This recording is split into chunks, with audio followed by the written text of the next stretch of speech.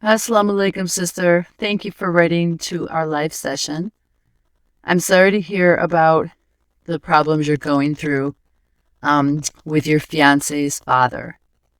As I understand your situation, your partner is from Saudi and you are Tunisian, but you're both Muslim. And that's really the only thing that matters, right? Is that you both are Muslim. You want to get married, but his father got very angry because he wants him to marry somebody from Saudi from a specific family. And that's really problematic, right? Because in Islam, as long as you get married to somebody who is Muslim and who is acceptable, that's all that matters, right? Like if your fiance is on his deen and he's striving to serve Allah and he is a good Muslim, and the same for you if you're striving and you're on your deen and you're a good Muslima. Really, that is all that should matter, right? Of course, there's other criteria and restrictions put on who we can marry based on bloodlines and breastfeeding, etc.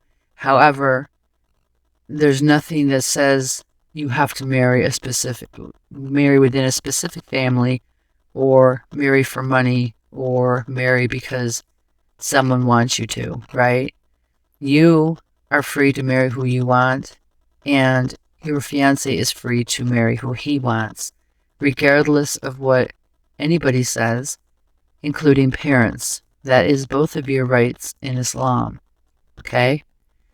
Now, with that said, of course, you want to respect parents. You know, your husband-to-be wants to respect his father and, wants to respect his mother.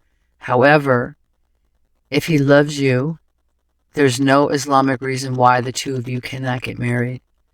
Sure, his dad is going to be upset, and according to you, he states that if he decides to marry you, he will no longer call him his son. And that's another thing in Islam, right? It's a sin. It's haram to cut off family, right? So his father is really in the wrong on both accounts, okay? He'll have to make this decision, though, sister, right? And it's really shouldn't be a hard decision to make.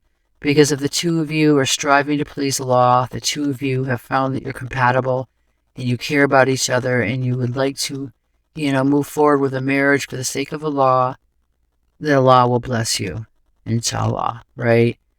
However, his father's interference with his anger and threatening to cut him off is a haram act, and it is a cruel act, and it is not Islamic. So your fiancé will have to decide whether he's going to succumb to his father's threats or if he's going to do what he really wants to do and marry you. As far as, his choice to marry you, he has Allah on his side. Allah, inshallah, will bless this marriage.